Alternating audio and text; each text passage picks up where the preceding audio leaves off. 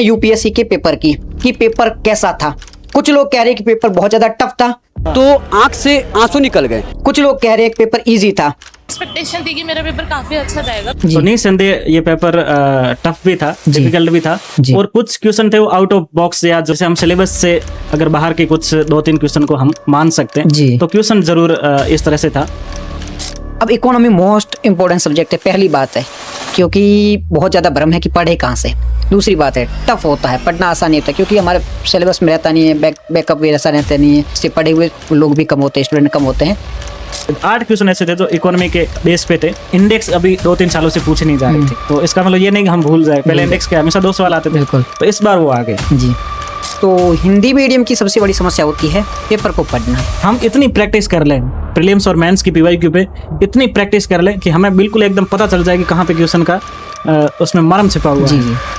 ये तो एक्सपेक्टेशन नहीं रख सकते कि फैक्ट बेस्ड पूछे क्वेश्चन। अब के साथ नाइंसाफी हुई है, किस कदर पेपर आउट ऑफ सिलेबस पूछा गया है, वो तो वैसे बंद हो चुके हैं। और जब बात करें हैं कि पेपर टफ था, मैं भी मानता हूँ पेपर सच में टफ था। यूपीएससी और डिप्टी मिनिस्टर यूपीएससी में कहते हैं ना कि किसी सेक्शन को आप छोड़ नहीं जा सकते, क्योंकि क्या होता है कि यूपीएससी क्या पूछेगी इस पे हम फोकस नहीं कर सकते। हमारा फोकस होना चाहिए जो भी पूछे उसके आंसर तक पहुंचना। जी जी। यूपीएससी है थाली में परोस के नहीं आएगा, बट उनको लगता है कि सर रील से वो हो जाएगा सिलेक्शन। तो रील से अगर आप सिलेक्शन का सोचोगे तो फिर यही रिजल्ट आने वाला। थोड़ा तो आपको डीप में जाना ही पड़ेगा। नमस्कार दोस्तों, द चारण टॉक्स के इस स्पेशल एपिसोड में आपका स्वागत है। आज हमारे साथ में जो गेस्ट मौजूद है, इन्होंने यूपीएससी का 3 बार इंटरव्यू दिया है और 5 बार ये मेंस लिख चुके हैं। साथ में इनकी पीएचडी भी चल रही है, यानी कि यूपीएससी का इनको बहुत ज्यादा एक्सपीरियंस है। इनके साथ मिलकर इस पूरे पॉडकास्ट के दौरान हम यूपीएससी का जो 2026 का पेपर हुआ है उस पर भी बात करेंगे। इसके अलावा इन फ्यूचर में आपको क्या करना चाहिए, किस प्रकार की स्ट्रेटेजी अपनानी चाहिए, उन सारे मुद्दों पर हम बात करने वाले हैं। तो सबसे पहले मैं इनका स्वागत करना चाहूंगा। मनोहर दान जी, आपका बहुत बहुत स्वागत है, क्योंकि आपने जो कीमती समय निकालकर हमारे साथ में साझा किया है, इसके लिए आपको बहुत बहुत धन्यवाद। धन्यवाद उमेश जी, आपका भी। इस पॉडकास्ट के माध्यम से मैं भी आपकी जो ऑडियंस है और हमारे जो व्यूअर है, तो उन तक मैं अपनी बात को पहुंचा पाऊंगा। ठीक है सर। और सबसे पहले कैसे हो आप सर? मैं बहुत ही अच्छा हूं, आप कैसे हैं वैसे? ठीक है सर। सर हम बात करते हैं यूपीएससी के पेपर की। तो मेरा पहला क्वेश्चन यूपीएससी के पेपर से रिलेटेड है, और जो यूपीएससी का जिसने भी एग्जाम दिया है और नहीं भी दिया है, हर किसी के मुंह पर ये पहला ही क्वेश्चन ये है कि पेपर कैसा था। कुछ लोग कह रहे हैं कि पेपर बहुत ज्यादा टफ था, कुछ लोग कह रहे हैं कि पेपर इजी था। अब मेरा क्वेश्चन पूछने का रीजन क्या है? अगर मैं सिंपल भाषा में कहूं, देखो जब भी पेपर होता है उसके बाद में कोचिंग वाले आते हैं और बोलते हैं पेपर टफ था। उनकी एक स्ट्रेटेजी होती है, ऐसा वो इसलिए कहते हैं ताकि उनकी कोचिंग से जो भी बच्चे पढ़े हैं, अगर वो ऐसा नहीं बोलेंगे तो बच्चे जाके क्वेश्चन रेज करेंगे कि भाई पेपर टफ नहीं था, फिर आपकी सिलेबस से क्यों नहीं आए पेपर, हम क्यों नहीं सॉल्व कर पा रहे हैं। तो कोचिंग वाले उससे बचने के लिए बोलते हैं पेपर बहुत ज्यादा टफ था। वो हर बार बोलते हैं, आप पिछले पेपर भी देखोगे तो भी कोचिंग वाले बोल रहे हैं। 2-3-4 दिन बाद में बोल देते पेपर नॉर्मल था। लेकिन इस बार की बात करें तो इस बार कोचिंग वाले भी बोल रहे हैं और सारे जो पेपर दिया था या नहीं दिया था वो भी बोल रहे हैं पेपर टफ था।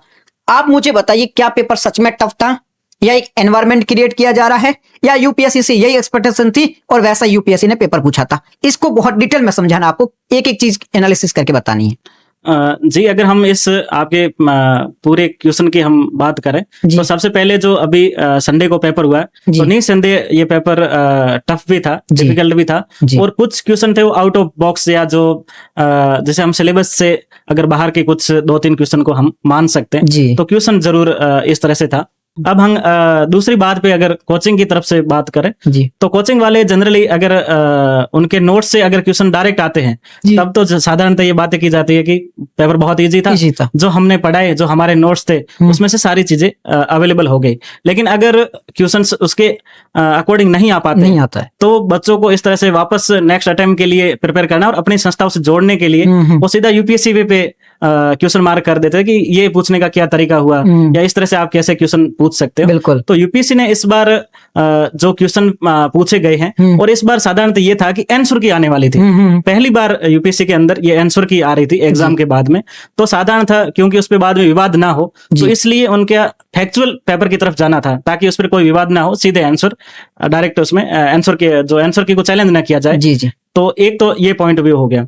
उसके बाद में जो अभी आंसर की आई तो उसके साथ में जो यूपीएससी के चेयरमैन हैं, उनके द्वारा एक नोट डाला गया। तो उन्होंने कहा कि हमने सोर्सेज है वो गवर्नमेंट जो साइट है उनकी, जैसे अलग अलग जो गवर्नमेंट की साइट्स है, तो वहां पर जितनी चीजें आती है तो वहां से हमने मैक्सिमम क्वेश्चन उठाने की कोशिश की है। जो बच्चे इनको रेगुलर फॉलो करते हैं तो उनको बेनिफिट उसमें होने की आवश्यकता है। तो ये सारी मिलकर चीजें हो गई। लेकिन एक चीज ये है कि जो पेपर है वो तो यूपीएससी ही सेट करेगा, और हमारा माइंड सेट यही होना चाहिए कि जो भी पेपर आता है उसको हम इस सर्कमटेंस में उस पेपर में बैठते हुए कैसे उसको सोल्व कर सकते हैं। तो ये हमारे लिए मैटर करता है, क्योंकि जो 12,000 स्टूडेंट पास होंगे वो तो निस्संदेह पास ही होंगे। बिल्कुल। तो इसके लिए हम ऐसे नहीं कह सकते कि कोई पास नहीं हो पा रहा, तो ये तो सारे पास हो रहे हैं। हाँ, ये जरूर था कि जो पीवाईक्यू बेस इस बार पेपर थोड़ा सा अलग से हटके आया, तो जो एक तैयारी कर रहे होते हैं, सीरियस एस्पिरेंट होते हैं, तो साधारणतः पीवाईक्यू बेस ही उसको देखकर ही अटेम्प्ट की तरफ जाते हैं, तो उनको जरूर कुछ निराशा हाथ लगी होगी। हालांकि जीएस का पेपर तो फिर भी करने लायक था, लेकिन सी सेट में कुछ इस बार पैसेज भी जो 27 आते हैं वो 23 ही दिए, तो वहां से एक 4-5 क्वेश्चन का नुकसान हो गया। उसके बाद में जिस तरह से 2023 में कुछ मैथ्स रीजनिंग के बहुत टफ क्वेश्चन आए थे, तो इस बार भी थोड़ा बहुत वैसा ही मामला था। लेकिन उससे क्या होता है, कई बार तो इससे मेरिट गिर जाएगी। जैसे इस बार अगर हम 2024-25 की बात करें तो वो मेरिट 93 की या 92 थी, तो अब वो घट के 75 के आसपास आ जाएगी। तो बात तो वो की वो ही। तो कुल मिला के अगर टफ है तो मेरिट नीचे आ जाएगी, अगर इजी रहता तो 20 नंबर और आपके अगर एक्स्ट्रा लाने पड़ते। तो इस तरह से पेपर था वो बिल्कुल ड्यूबल था। उसमें से कुछ क्वेश्चन को जरूर हटाए जा सकते हैं, वो मैं भी मानता हूं कि कुछ बिल्कुल, जैसे एक मैं क्वेश्चन की बात करूं, जैसे यूएनओ के जैसे शांति मिशन है, पीस मिशन, तो जनरली अब वो किस साल आए तो इसके नाम और पूछ लिए, तो वो हम जनरली पढ़ते नहीं है। जैसे इंडियन आर्मी का एक कोर वाइज के कहाँ मुख्यालय है, तो हमारे क्योंकि डिफेंस हमारे सीधा सिलेबस में नहीं है, वो जैसे सीडीएस में, एनडीए में, सीएफईएफ के जो असिस्टेंट कमांडेंट एग्जाम होता है तो वहां रहता है। लेकिन कई बार क्या होता है, अगर वो बनाने वाली टीम सेम ही है और पिछले 2-3 सालों से डिफेंस के क्वेश्चन आ रहे हैं, तो हम डिफेंस की तरफ एक जा सकते थे। और जैसे स्पोर्ट्स के क्वेश्चन पिछले 3-4 सालों से लगातार आ रहे हैं, तो एक क्वेश्चन इसका मतलब बढ़ने के चांसेस थे। गवर्नमेंट स्कीम जैसे पिछली बार 2 पूछी गई थी, तो इस बार जो भी मेरे टच में कुछ स्टूडेंट या छोटे भाई के रूप में लोग थे, तो उनको मैं हमेशा कहता था गवर्नमेंट स्कीम से इस बार बहुत क्वेश्चन आने वाले हैं। क्योंकि पिछली बार यूपीएससी क्या होती है, एक बार ट्रेलर दिखाती है और फिर पूरी फिल्म दिखाती है। तो जैसे एक बार आपको याद हो तो युगम वाले क्वेश्चन 2021-22 में पहली बार पूछे, फिर 23 में भर के दे दिए, और जैसे 24 में 3 वाले स्टेटमेंट वाले सिर्फ 2 क्वेश्चन थे, 25 में सीधे 18-19 दे दिए। तो इसका मतलब हम एक अंदाजा लगाया जा सकता है एक सीरियस एस्पिरेंट के रूप में। तो इस बार गवर्नमेंट स्कीम के जैसे 18-19 क्वेश्चन पूछे, अगर पहले से किसी ने अंदाजा लगा दिया हो तो 18 क्वेश्चन आने का मतलब है 36 क्वेश्चन आपको। तो इस तरह से पेपर तो ऐसे आएंगे, इसलिए हमें तैयार होना होगा। अगर हम 27 में दे रहे हैं, 28 में दे रहे हैं, और इस बार किसी का निकला है तो उसको तो पहले बधाई, और वापस मेंस भी ऐसे ही रहेगा, तो मेंस में भी पूरी तरह से लग जाए। और 27-28 के लिए जो तैयारी कर रहे हैं उसके लिए हम आगे डिटेल में इस पर चर्चा करते हैं। जी बिल्कुल सर, यही बात है। ये जो पेपर है, अब मेरा कहने का मतलब है, देखो भाई, आप ये तो एक्सपेक्टेशन नहीं रख सकते कि फैक्ट बेस्ड पूछे क्वेश्चन, अब वो तो वैसे ही बंद हो चुके हैं। और जब बात करें हैं कि पेपर टफ था, मैं भी मानता हूं पेपर सच में टफ था, लेकिन आप क्या चाहते हो, थाली में परोस के आपको दे दे, वो तो पॉसिबल है नहीं। आईएएस बनना तो आपको पढ़ना पड़ेगा, एक्स्ट्रा एफर्ट लगाने पड़ते हैं। कुछ क्वेश्चन हटा देते हैं। अब 20 क्वेश्चन ऐसे थे जो सोल्व किए जा सकते थे, आप अगर ठीक ठाक पढ़े हैं तो वो इजीली सोल्व किए जा सकते, तो इजी कैटेगरी में आते हैं। अब वो बोलोगे नहीं वो भी टफ थे, तो फिर आपने ढंग से पढ़ाई नहीं की। जिसने पढ़ी ढंग से वो चीजें कर सकते हैं। जैसे कि हिस्ट्री का क्वेश्चन की बात करते हैं, मैप बेस्ड क्वेश्चन थे, तो वो सर हर बार पूछे जाते हैं। बिल्कुल सही बात। अब भाषा चेंज हो गई हो या पेपर लेंदी हो गया हो, वो तो करेंगे, आप क्या एक्सपेक्टेशन रखते हो। तो वो यूपीएससी की गलती नहीं है, पेपर टफ था, लेकिन वो आपसे एक्सपेक्टेशन भी तो रखती है। आईएएस बनना है तो कुछ तो चीजें एक्स्ट्रा करनी ही पड़ेगी। नेक्स्ट क्वेश्चन की ओर बढ़ते हैं। नेक्स्ट क्वेश्चन भी पेपर वाइज ही है, इसी पेपर से जुड़ा हुआ है। थोड़ा पेपर को डिकोड करना है कि भाई कौन से सब्जेक्ट से कितने क्वेश्चन रहे थे, किस लेवल तक का रहा है। थोड़ा पेपर को डिकोड करके भी समझा दीजिए कि भाई आगे ये ध्यान रखेंगे, इससे इतने आए हैं और पहले इतने सालों में पूछे गए थे, इस बार थोड़ा पैटर्न चेंज हुआ था, थोड़ा वो समझा दीजिए। अगर हम यूपीएससी के अंदर क्वेश्चन की बात करें तो 100 क्वेश्चन, जैसे जनरल स्टडीज की पेपर की आज हम बात करते हैं, तो 100 क्वेश्चन आते हैं। एक उन्होंने डिलीट कर दिया, जिस क्वेश्चन के आंसरों में जो ऑप्शन में थे दिक्कत थी, तो उन्होंने खुद डिलीट कर लिया, तो 99 बचे। तो उसमें अगर हम बात करें तो इस बार हिस्ट्री का एक बड़ा पोर्शन के रूप में आया, 21 क्वेश्चन आए हिस्ट्री के। जी हाँ, तो ये बड़ा एक सेक्शन के रूप में था, यानी 1/5 तो हिस्ट्री का सेक्शन हो गया। तो इसमें क्या हो रहा था कि अभी तक एंशिएंट से पिछले 2-3 सालों से बहुत कम क्वेश्चन आ रहे हैं। तो इस बार बड़े चांसेस थे कि जो एक नेगलेक्ट सेक्शन होता है यूपीएससी उसको जैसे पूरी वापस- दुनिया भूल जाती है तब उसको प्रोमिनेंट में लाते हैं। Prominent। 10 क्वेश्चन एंशिएंट इंडिया के थे। जी तो कई बार क्या करते हैं जैसे एंशिएंट इंडिया की सोर्सेज भी इतने है नहीं तो लोग छोड़ के जाते हैं तो बहुत नुकसान हुआ होगा। जी तो हम किसी सेक्शन को यूपीएससी में कहते हैं ना कि किसी सेक्शन को आप छोड़ के नहीं जा सकते जी। क्योंकि क्या होता है कि यूपीएससी क्या पूछेगी इस पे हम फोकस नहीं कर सकते। हमारा फोकस होना चाहिए जो भी पूछे उसके आंसर तक पहुंचना। जी जी अगर हम जिस दिन ये एस्पिरेंट इस पे फोकस करना शुरू कर देंगे उसके लिए फिर कौन सा भी क्वेश्चन पूछे फिर जो हम कहते हैं इंटेलिजेंट गैस वर्क कहो या एलिमिनेशन मेथड जैसे कहो या एमसीक्यू स्किल्स की बात करते हैं वो बिल्कुल सच्चाई है। मैंने खुद ने भी इसी बेस पे प्रीलिम्स निकाले और मेरे जितने भी सर्कल में लोग हैं वो उसी को ही फॉलो करते हैं। इसमें मैं कोई बिना लाग लपेट के ये बात कर रहा हूँ तो जी। उस पे हमें काम करने की आवश्यकता होगी। उसके बाद में हम मिडिवल से इस बार कोई क्वेश्चन नहीं आया जी और मॉडर्न इंडिया से पिछली बार भी अच्छे क्वेश्चन आए थे और इस बार भी 5 क्वेश्चन आए। जी तो मॉडर्न इंडिया के क्वेश्चन साधारणतः इजी टाइप ही थे जैसे पिछली बार आए थे वैसे ही थे। जैसे फॉरवर्ड ब्लॉक जी, जी। एक क्वेश्चन आया था जो सुभाष चंद्र बोस के द्वारा स्थापित हुई थी उसके पीछे कारण क्या थे तो उसके ऑप्शन थे वो एलिमिनेशन से हो रहे हो थे रहे थे जी कि साम्यवादी ने सपोर्ट किया नहीं किया तो ये अगर विपरीत कथन है तो एक ही सही होगा जी। तो इससे आंसर आपका निकलता जा रहा था। और उसके बाद 1919 का अधिनियम तो अधिनियम से अगर आप देखोगे तो 73 से लगाकर जो अपन 1773 से लगाकर 47 तक अगर हम बात करें तो साधारणतः हमेशा क्वेश्चन आए। जी जी तो यानी पहले से आपको पता है क्वेश्चन तो यहाँ से आता ही आता ऑलवेज आएगा जी। तो आप इसके लिए प्रिपेयर हो सकते थे। तो मॉडर्न इंडिया के मामला सही था। उसके बाद में कल्चर पिछले 1-2 साल से कम आ रही थी तो कल्चर के इस बार 6 क्वेश्चन पूछ लिए। तो कल्चर के बिल्कुल 2-3 क्वेश्चन बहुत ही टफ थे जी जिसमें जैसे कर्नाटक के कोई और कर्नाटक और हिंदुस्तान शास्त्रीय संगीत के बीच में उसमें राग बेस में एक तुलना करवा दी थी।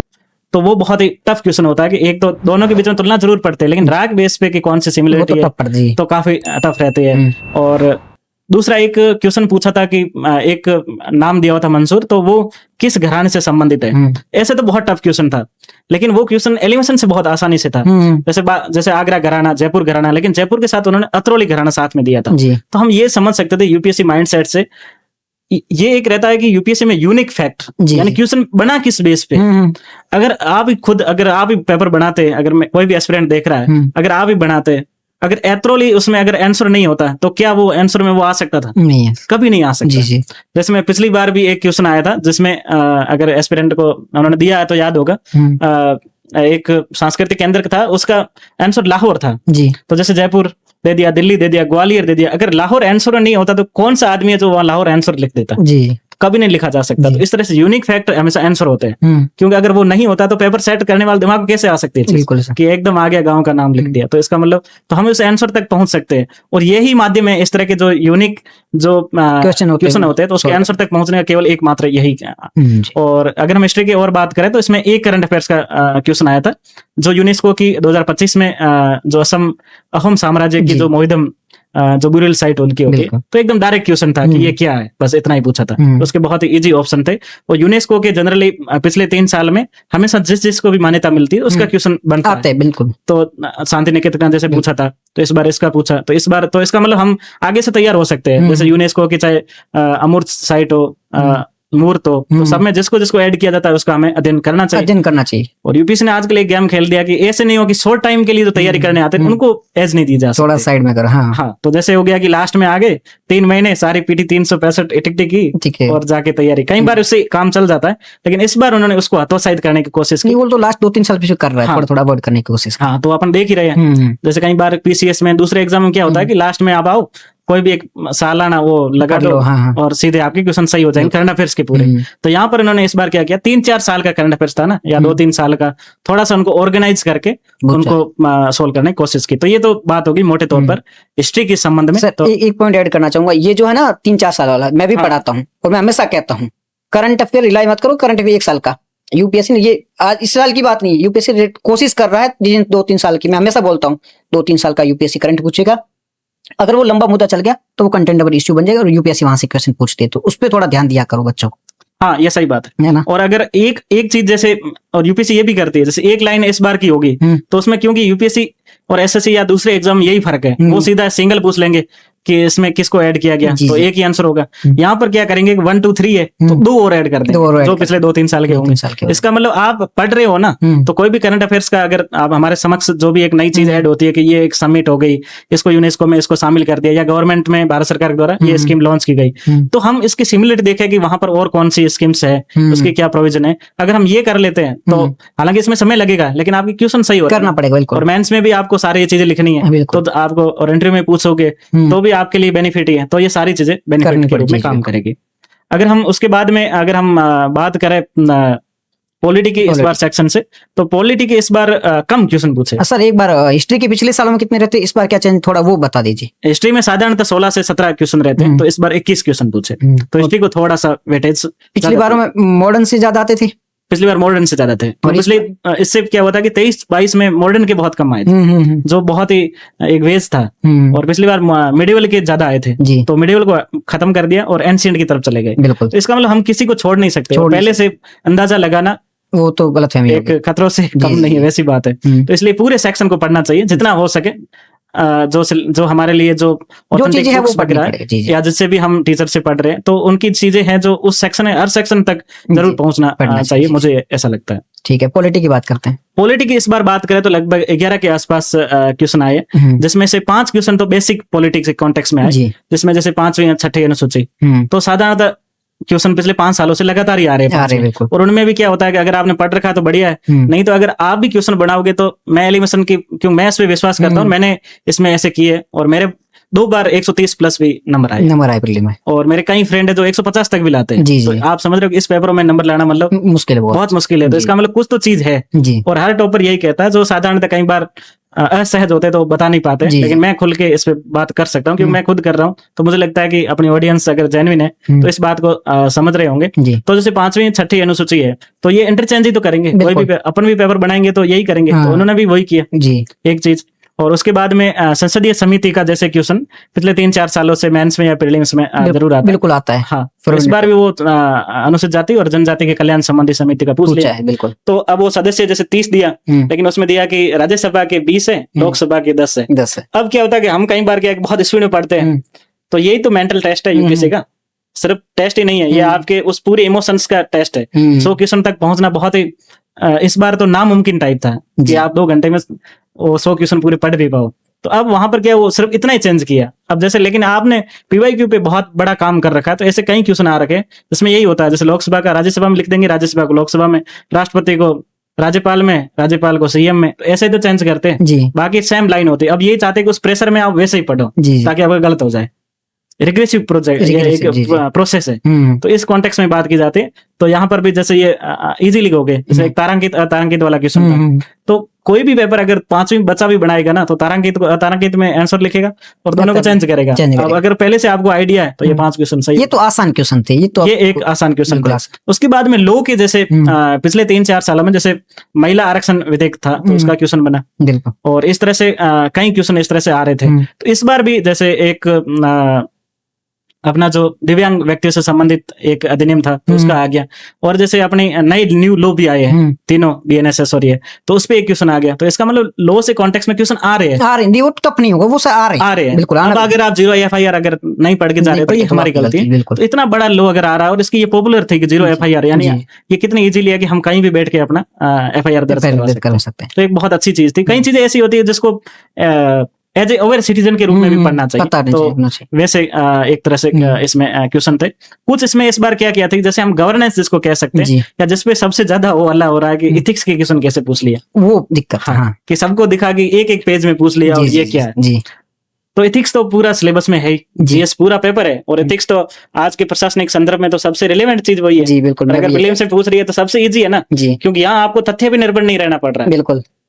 अगर आपको तथ्य पे निर्भर नहीं रहना पड़ रहा है और सीधा क्वेश्चन देखा और उसके आंसर की तरफ जा रहे, तो ये तो मुझे लगता है बहुत अच्छी चीज थी। जी। तो इसको गवर्नेंस और एथिक्स में दोनों को इसको सम्मिलित रूप से ही मानूंगा। तो इसमें जैसे अकाउंटेबिलिटी क्या है उस कॉन्टेक्स्ट में बात आई, या एक जनजातीय क्षेत्र में आपकी अगर पोस्टिंग है तो उसकी कार्यवाही कैसे कैसे हो सकती है। हालांकि इसमें टाइम चाहिए, नो डाउट टाइम चाहिए, मैं उस चीज को हमदर्दी रखता हूँ, लेकिन ये क्वेश्चन बहुत ईजी होते हैं। अगर आपका मेंटल पीस बहुत ही स्ट्रांग है और आप एक आक्रामक अंदाज में गए हो कि यूपीएससी ऐसे ही पूछता है, और जो भी क्वेश्चन आया मुझे इस सर्कमस्टेंस में अब सोल्व करना है बस, अगर आप ये सोच के जा रहे हो ना, तो मुझे लगता है कि आप आराम से वो क्वेश्चन कर सकते हो, तीनों क्वेश्चन वो कर सकते बिल्कुल। थे। तो ये एक तरह से गवर्नेंस, पॉलिटी और उसके करंट अफेयर्स और लॉ से संबंधित जी। बातें होगी। ये एथिक्स वाला जो है ना, ये दिक्कत क्यों होगी? क्योंकि एक्सपेक्टेशन नहीं थी आने की, हाँ, संभावना नहीं थी, फिर पूछ लिया। तो क्या रीजन हो सकता है, क्यों पूछा होगा ये ऐसे वाला क्वेश्चन?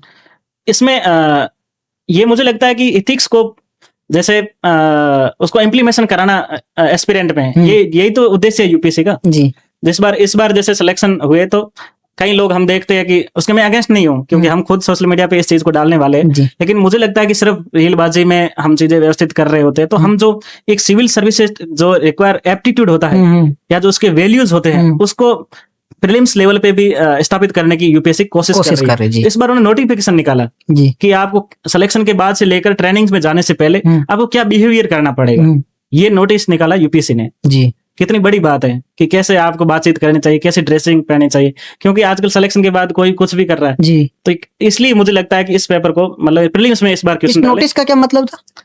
इस बार मुझे लगता है कि इस तरह से था कि जैसे कई बार जो जैसे सिलेक्शन हो गया, जी आप भी सब जानते होंगे कि किस तरह से वो लोग कोचिंग में चले जाते हैं और उनके पोस्टर बॉय बन जाते हैं, जबकि उन्होंने खुद ने ये किया नहीं है। हवाबाजी। ठीक है, और कोई बुक जैसे खुद ने पढ़ी नहीं है, लेकिन अब जो लेखक है उसने बोल दिया कि हमारा भी नाम बोल दो। जी अब उसके पीछे क्या गणित रहती है वो तो सारे एस्पिरेंट इस चीज में समझते हैं। उनका नाम डाल दिया, या खुद एनसीईआरटी नहीं पढ़ी है फिर भी बोलेंगे कि मैंने पढ़ लिया, ऐसे रील बना रहे हैं। तो थोड़ी सी वो मर्यादाहीनता की तरफ जा रही थी, क्योंकि ये सर्विस आपको एक बहुत बड़े वैल्यूज की तरफ जा रही है और बहुत बड़ी जिम्मेदारी पूर्वक सर्विस है। तो मुझे लगता है कि उस वैल्यूज का हमें जरूर पालना करना चाहिए, क्योंकि इसमें टीएन सेशन जैसे इतने बड़े एडमिनिस्ट्रेशन हुए, तो हमें उनके वैल्यूज को तो कभी डिनाई नहीं करना चाहिए। तो मुझे लगता है इस बार उन्होंने सोचा क्यों ना इसको प्रीलिम्स लेवल पे ही लागू किया जाए। मेंस में तो पूरा पेपर है 250 नंबर का, तो उन्होंने इस कॉन्टेक्स्ट में भी सोचने की मुझे लगता है कि कोशिश की है। अच्छा, तो ये क्या 4 क्वेश्चन रिलेटेड थे, टफ थे क्या, मतलब कैसे थे ये क्वेश्चन? अब ये कि उस सर्कमस्टेंस में देखे और मेंस की जिसने तैयारी कर रखी है, जैसे मेरे खुद के भी मित्र वगैरह थे, तो उन्होंने बताया कि बहुत इजी थे। मेंस में पूरा वो पढ़ के आते हैं, अकाउंटेबिलिटी और केस स्टडी दोनों आराम से, वहाँ पूरा पेपर है 120 नंबर की। वो तो सब्जेक्टिव थे ना, सब्जेक्टिव में दिक्कतें तो यही हो जाती है, कौन सा सही रखे फिर, ये भी तो समस्या है ना। लेकिन उसमें क्या है कि जैसे वापस एलिमिनेशन की बात आ रही है। जैसे वहां था कि जैसे एक था कि कोई अधिकारी है उसने कुछ गलत किया, तो उन्होंने कहा कि उसको हटा देना चाहिए। आपको नहीं लगता ये तो एक बहुत एक्सट्रीम? हाँ, ये तो हाँ। और हटाना किसी को सॉल्यूशन नहीं है। जैसे अगर स्कूल में कोई बच्चा अगर गलती करे, अगर हम उस एक एज ए टीचर होते हुए उसको अगर क्लास से निकालते तो फिर क्या ही मतलब है उस शिक्षक का। तो मुझे लगता है कि इस तरह से ऑप्शन ये व्यक्तित्व का परीक्षण हुआ। आप क्या सोचते हो? इसमें कोई बुक का इसमें काम ही नहीं है, केवल और केवल आपका है कि आप उस चीज को कैसे लगते हो। अनुसूचित जाति जनजाति के संबंधित आप क्या सोचते हो? हम एडमिशन में हमारा एक कमजोर वर्गों के प्रति करुणा तो होनी चाहिए, और एज ए सिलेबस में वो चीज है, तो इसका तो परीक्षण किया ही जाएगा।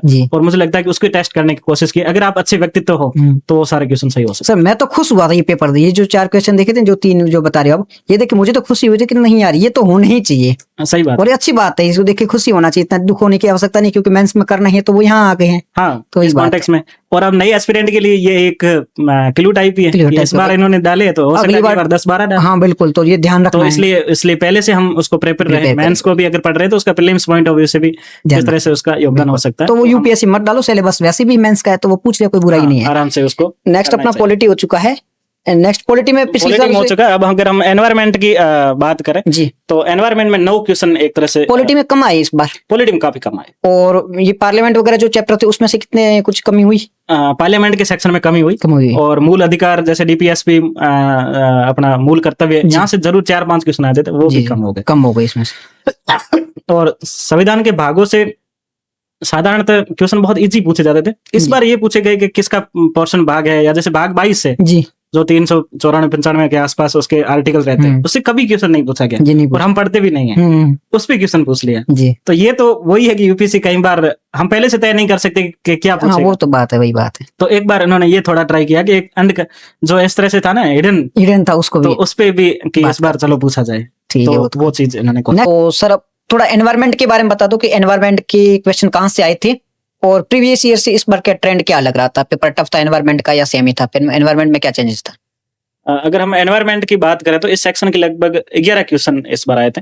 एनवायरमेंट में नहीं तो अच्छी संख्या में क्वेश्चन आते, इस बार थोड़े से उन्होंने कम किए थे जी। तो एक तो इसमें क्या होता है, एक तो बेसिक एनवायरमेंट, जिसमें क्या जैसे इकोलॉजी के कुछ बेसिक क्वेश्चन पूछ लिए, क्लाइमेट चेंज के बेसिक क्वेश्चन, या फिर बायोडाइवर्सिटी, ये 3 मेजर सेक्शन है। तो साधारणतः अभी क्या हो रहा था कि जैसे नेशनल पार्क हो गए, या फिर जो अलग अलग स्पेसीज, जो बड़ी स्पेसीज है, उस पे क्वेश्चन नहीं आ रहे थे 3-4 सालों से। जी। तो सबका ये था कि इस बार इसकी पॉसिबिलिटी बन रही थी। जी। तो इस बार नेशनल पार्क, जैसे माधव नेशनल पार्क का एक क्वेश्चन आ गया, और हुलुक गिबन जैसे एक नॉर्थ ईस्ट में एक प्रजाति है, जी। तो उसके ऊपर क्वेश्चन आ गए। तो यानी इस बार वापस एक बेसिक की तरफ बेसिक से हो रहा है ज्यादा गए। नहीं तो क्या हो रहा था कि अभी तक तो सिर्फ ये वायरस, अलग अलग टाइप के ज्यादा जा रहे थे, तो उन पे ज्यादा क्वेश्चन आ रहे, तो वो क्वेश्चन काफी टफ होते थे, क्योंकि उन चीजों को पढ़ना साधारणतः किसी बुक में भी इस तरह से कवर नहीं होता। तो वो एक समस्या आ रही थी। और करंट अफेयर्स में तो साधारणतः एनवायरमेंट के क्वेश्चन रहते ही है। तो इस बार भी 3-4 क्वेश्चन रहे थे। जैसे एनवायरमेंट की कुछ कॉन्फ्रेंसेस थी, तो उसमें से कि उनका थीम वाक्य क्या था, जी, तो एक ये क्वेश्चन लगभग आता रहता है। जी। तो इस बार भी वो आया। जैसे लास्ट बार UNFCCC की जो मीटिंग हुई थी, तो वहां पर भी क्वेश्चन बना था, तो इस बार भी वो उसी कॉन्टेक्स्ट में बना। जैसे एक रेड और रेड प्लस प्रोग्राम चलते हैं, तो उसमें कि इस बार भारत में उसको किसको दे रखा है स्पॉन्सर के रूप में, तो ये क्वेश्चन बना। तो यानी इसमें करंट और बेसिक दोनों के बीच में तालमेल रहता है। जी। और तो इनको बहुत अच्छे से अगर हम करें एनवायरमेंट को, और एनवायरमेंट मुझे लगता है कि बहुत इजी है। जी। ऐसे तो एनवायरमेंट बहुत लंबा चौड़ा लगता है, लेकिन आप अगर हम ये कर सके, जैसे नॉर्थ ईस्ट है, तो नॉर्थ ईस्ट के किसी आप एक स्टेट को जैसे माना आपने कवर कर लिया, जैसे कोई भी एग्जाम्पल, मैंने जैसे मेघालय को कर रखा है, तो मेघालय का मुझे उसका राज्य वृक्ष हो गया, पुष्प हो गया, उसका कोई भी प्रजाति है, तो मैंने उसको बहुत डिटेल में नेशनल पार्क कौन से बहुत अच्छे से कर रखे हैं। तो इसका मुझे क्या फायदा होता है? अगर मेघालय पे सीधा क्वेश्चन आएगा तो सही हो जाएगा, लेकिन नॉर्थ ईस्ट का अगर कोई भी क्वेश्चन आएगा, तो या तो वो ऑप्शन होगा या एलिमिनेशन से सही हो जाएगा। तो बात तो सही है, बिल्कुल। तो इसी तरह से हम वेस्टर्न घाट के 6 स्टेट है, उसको एक को कवर कर लिया।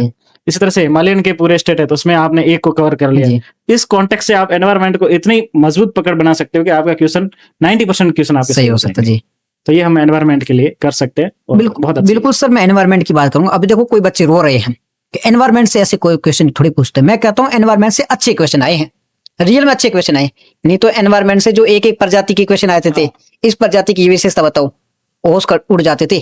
इस बार के क्वेश्चन ये यूपीएससी पूछती थी, कौन सा लगाए थे भाई? एनवायरमेंट के क्वेश्चन यही आते थे। अगर तुमने नहीं देखे हैं तो तुम्हारी गलती है। मैं यूपीएससी को डिफेंड नहीं कर रहा हूँ। कुछ क्वेश्चन के लिए मैं पहले बोल चुका, हम भी पहले बोल चुके भाई, वहां पे क्वेश्चन टफ थे। बट यहाँ पे जो एनवायरमेंट के क्वेश्चन थी, अगर एनवायरमेंट को आप बोल रहे हो टफ क्वेश्चन थे, कुछ को छोड़ के एनवायरमेंट के क्वेश्चन आसानी से सॉल्व किए जा सकते थे, उसको आप नहीं बोल सकते। अगर हम जैसे बात करें जैसे अमूर फाल्कन जी, तो कौन सी किताब में नहीं है? बिल्कुल। और उसको भी एलिमिनेशन से हो रहा था, जैसे लिखा था कि ये बहुत भारी है। तो इस तरह से उसमें सेक्शन या उसमें था कि जो यहाँ तक आ रहे हैं तो उसका हम पूरा फ्लाई वे पढ़ते हैं, तो उसमें कैसे थे। तो कुछ चीजें क्या होती है कि हमारे कॉमन सेंस से डेवलप होती है। वो चीजें हो सके कि बुक में को लिखी ना हो। एक लेखक की भी एक लिमिटेशन होता है कि उसके सेक्शन तक कैसे कैसे पूरा पढ़ना या उसके बारे में लिखना बहुत मुश्किल होता है। लेकिन कुछ चीजें हमारे कॉमन सेंस से डेवलप होती है कि ये क्या इंडिया में हो सकता है, या एक पक्षी है तो क्या इसकी ये फीचर्स हो सकते हैं। इस तरह से सोच के हम उस आंसर तक पहुंच सकते हैं। अब एनवायरमेंट के बाद हम जब करते हैं साइंस एंड टेक्नोलॉजी के बारे में, पहले पेपर कैसा था साइंस एंड टेक्नोलॉजी, यानी कि साइंस एंड टेक्नोलॉजी के क्वेश्चन कैसे थे, प्रीवियस ईयर का क्या ट्रेंड है, इस बार क्या चेंजेस है, क्या टफ थे, क्या आसान थे, और सोल्व किए जा सकते हैं या फिर बच्चे सही है यूपीएससी टफ पूछे थे। साइंस एंड टेक्नोलॉजी की बात करें तो इसमें इस बार 13 क्वेश्चन पूछे गए थे, जिसमें से बेसिक के 4 क्वेश्चन थे और जो 9 क्वेश्चन थे वो करंट अफेयर से रिलेटेड थे। तो साइंस एंड टेक्नोलॉजी में अभी हमारा जितने भी 2013 से सिलेबस चेंज नहीं हुआ, उसके बाद में करंट अफेयर्स का इसमें बड़ा दबदबा रहता है, क्योंकि साइंस एंड टेक्नोलॉजी रोज बदलने वाली चीजें हैं। तो इसमें करंट अफेयर्स का अच्छा योगदान भी है, तो इसको करंट अफेयर्स ओरिएंटेड ही थे। कुछ बेसिक क्वेश्चन, क्योंकि करंट अफेयर्स अब जैसे एआई है, तो एआई अब करंट अफेयर्स बोले या फिर बेसिक भी बोल सकते हैं। एआई तो बहुत ही एक होता है ना कि एक उसका मर्म है पूरे साइंस एंड टेक्नोलॉजी का। तो एलएलएम पे उसका एक क्वेश्चन आ गया, ब्लॉकचेन, वो तो लंबे समय से चल रहे हैं, बिल्कुल 5-7-8 बार आ गया जी। तो ये एक उसके लगातार क्वेश्चन आ रहे हैं। और स्पेस से रिलेटेड 3-4 क्वेश्चन आए। तो स्पेस एक बड़ी टेक्नोलॉजी के सेक्टर में है। तो ये सारे क्वेश्चन सबको लगभग एक्सपेक्टेड थे, जो सीरियस एस्पिरेंट रहे होंगे। तो जिन्होंने एक तरह से हम ये सोचते हैं ना कि पीवाईक्यू के बेस पे क्या क्या क्वेश्चन आ सकते हैं, तो आसानी से किया जा सकते थे।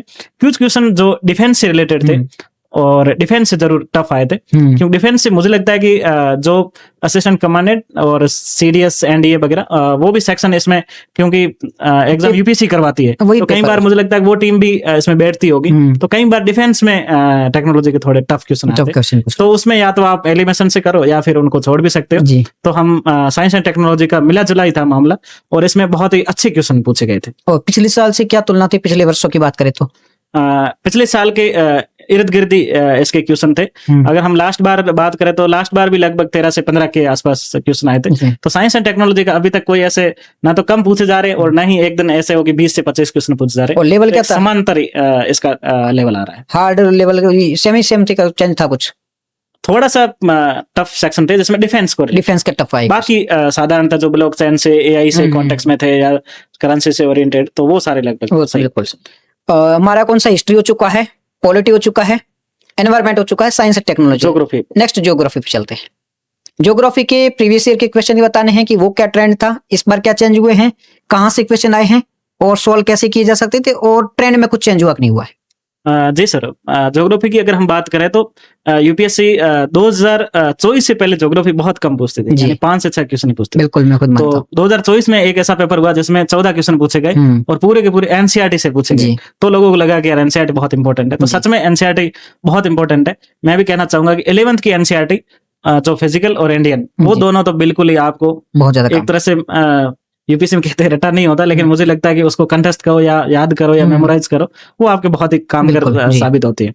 तो उसके बाद में 25 में भी 10 के आसपास क्वेश्चन पूछे गए थे। तो इस बार क्या था कि क्योंकि फिजिकल बहुत ज्यादा क्वेश्चन पूछ रहे थे, तो इस बार मुझे लग रहा था कि बेसिक की तरफ जाएंगे। तो उन्होंने बेसिक ही पूछे, बेसिक साइंस की। जैसे पहला चैप्टर होता है ना कि भारत की सामान्य जानकारी, तो उन्होंने बस ऐसे साधारण क्वेश्चन पूछे कि भारत की ऐसा कौन सा स्टेट है जिसपे सबसे ज्यादा सीमा लगती है, कितने देश राज्यों के साथ एक से ज्यादा राज्यों के साथ किसकी सीमा लगती है। तो एक मतलब होता है ना कि बेसिक ज्योग्राफी, कॉमन सेंस, जैसे प्रायद्वीपीय भारत, तो प्रायद्वीपीय भारत की क्या विशेषता है। मतलब ये कई बार क्या होता है कि इतना बेसिक होता है कि लोग जैसे एस्पिरेंट्स होते हैं इस पे थोड़ा क्वेश्चन बन सकता है। तो ये बिल्कुल एकदम ऐसे होता है ना कि साधारण क्वेश्चन पूछिए, तो उसके लिए भी हमें तैयार रहना चाहिए। तो वर्ल्ड हिस्ट्री ज्योग्राफी का तो एक ही पूछा था और इंडियन के 3 क्वेश्चन पूछे थे, तो वो बहुत ही इजी टाइप भी थे इस तरह से। और कुछ इसमें क्या होता है कि जैसे कुछ जैसे ज्वालामुखी जैसे इक्वेडर की थी, जैसे 2025 में यूनेस्को ने उसको साइट घोषित किया था। तो ये क्वेश्चन एक तरह से होता है ना कि इस पे तो बनता ही है। हाँ। तो इसी तरह से करंट ओरिएंटेड भी आजकल जो चीजें हमारे समक्ष आती है, तो वो भी ज्योग्राफी से रिलेटेड होती है। वॉर वगैरह होते हैं, तो जैसे हॉर्मुज था, तो हॉर्मुज तो बिल्कुल मतलब ऐसे होता है कि एक थाली में परोस के नादान परिंदा है। हाँ, कि वो भी इतना इजी था कि किस देश से होकर जहाज है वो यहाँ आएगा। अब इजिप्ट पता है कि सबको कि लाल सागर के वो टच करता है, तो इधर क्या ही करेगा आके, एक को काटो आंसर आ गया, बस हो गया काम। तो ये तो बहुत आसान था। हाँ, तो इस तरह से इसमें मतलब मैपिंग वाले इजी थे क्वेश्चन। हाँ, तो इसमें मैपिंग और एक क्या जनरल, बहुत ही ज्योग्राफी जनरल होती है ना इंडिया की, सिर्फ देश की जानकारी। तो ये तो मुझे लगता है कि एज ए इंडियन हम सबको पता ही होना चाहिए भारत की क्या विशेषता है, कितनी नदियां हैं, कितने स्टेट है, कैसे स्टेट का फॉर्मेशन है, किसके साथ किसकी सीमा लग रही है। तो ये एक साधारणतः करेंगे ना, तो इसमें बहुत अच्छे क्वेश्चन है, इसमें सही होता है। मेरे व्यूअर्स जो देख रहे हैं ना, जो मुझे जानते हैं, मैं इनको हमेशा बोलता था, भाई पहले तो तुम्हारा देश देखो। मैं ना स्टेट की बाउंड्री पूछता था, ये मेरे को बोलते थे यार ये सब क्यों पूछ रहे हो, देख लिया भाई ऐसे क्वेश्चन नहीं बने कोई दिक्कत नहीं, इस बार बन के नहीं बने कोई दिक्कत नहीं, लेकिन ये चीजें बहुत काम की है। मेरे को हमेशा बोलते थे भाई ये क्यों पढ़ा रहे हो, ये क्या काम की है, ये काम की है, तुम बाद में रियलाइज करोगे, अभी नहीं। मैं हमेशा बोलता हूँ ये चीजें ध्यान रखो। हाँ, वो यूपीएससी में कहते हैं ना कि कॉमन सेंस कॉमन नहीं है, लेकिन कॉमन सेंस रखना पड़ेगा। तो साधारणतः हमारे आसपास की चीजें क्या घटित हो रहा है, भारत का एक ओवरव्यू तो अपने पास एटलीस्ट आना चाहिए। आप आईएएस की तैयारी में बैठो या एक, क्योंकि यूपीएससी की तैयारी करने का मतलब होता है कि आप सीरियस सिटीजन हो, तो आप किसी से बात कर रहे हो तो उससे एक लगना चाहिए कि यूपीएससी एस्पिरेंट, कुछ तो बेसिक आइडिया होना ही चाहिए। हाँ, पूरा आइडिया होना चाहिए, तो आप बहुत अच्छे से जिसमें प्रयास कर सकते थे। जी सर, तो ये अपना हो चुका है ज्योग्राफी। ज्योग्राफी के बाद में हम जाते हैं इकोनॉमी की ओर। अब इकोनॉमी मोस्ट इंपोर्टेंट सब्जेक्ट है, पहली बात है, क्योंकि बहुत ज्यादा भ्रम है कि पढ़े कहाँ से। दूसरी बात है टफ होता है, पढ़ना आसान नहीं होता, क्योंकि हमारे सिलेबस में रहता नहीं है, बैकअप भी ऐसा रहता नहीं है, वो एनवायरमेंट ऐसे इससे पढ़े हुए लोग भी कम होते हैं, स्टूडेंट कम होते हैं, तो इकोनॉमी इसलिए मोस्ट हो जाता है। ऐसे साइंस एंड टेक भी है, एनवायरमेंट भी है, लेकिन इकोनॉमी सबसे टफ पड़ जाती है, क्योंकि कोई लिंक ही नहीं बैठ पाता, कोई ऐसे एग्जैक्टली है ही नहीं कहाँ से पढ़े कहाँ से नहीं पढ़े। तो इकोनॉमी से कितने क्वेश्चन आए थे, कहाँ से क्वेश्चन आए थे, किस टाइप के क्वेश्चन आए थे, पिछले सालों से क्या चेंजेस था, टफ थे या आसान थे, पूरा मेरे को समझाना है। इकोनॉमी के क्वेश्चन ओवरऑल कैसे थे? सर, हम इकोनॉमी की बात करें तो इस बार 13 क्वेश्चन लगभग इकोनॉमी के आए थे, जिसमें 5 तो कोर इकोनॉमी के कॉन्टेक्स्ट में आए थे। तो वो आराम से किसी पुस्तक को अगर हम पढ़ रहे हैं तो उसमें आराम से मिल जाते हैं, जैसे जी। क्राउडिंग इफेक्ट जी जी किसी भी पुस्तक में उसमें बहुत ही लगभग वो एक होता है ना कि ये एक वर्ड ऐसा है जो टेक्निकल वर्ड है, हाँ। तो टेक्निकल वर्ड हमारे दिमाग में भी रहते हैं, हम्म। तो ये सबको एक आइडिया होगा। जैसे बैंक और एनबीएफसी एनबीएफसी वाला core है। एक्सपेक्टेड क्वेश्चन, बिल्कुल पढ़ा था। तो ये मिल गया जैसे हो गया। और एक क्वेश्चन उसमें तो कुछ ऐसे थे जिसमें वो थोड़े से टफ थे, तो बेसिक मामला सही था। अगर हम करंट अफेयर्स की बात करें तो करंट अफेयर्स तो इकोनॉमी में तो नहीं आएगा, तो कहते हैं किस में आएगा, किस में आएगा, तो बिल्कुल। इसमें लगभग 8 से 9 क्वेश्चन, जिसमें गवर्नमेंट, हम करंट अफेयर्स की नेक्स्ट स्लाइड हमारी वही बचेगी तो उस पर हम बात करेंगे। तो मैंने उसको गवर्नमेंट स्कीम को एक अलग सेक्शन लिया है, क्योंकि गवर्नमेंट स्कीम के सच में बहुत अच्छे क्वेश्चन आते हैं, तो उसको हम अलग एक एस्पेक्ट में बिल्कुल, उसको जी, लेना जी। चाहिए और वो प्रॉपर करंट अफेयर्स में रखना चाहिए। तो 8 क्वेश्चन ऐसे थे जो इकोनॉमी के बेस पे थे।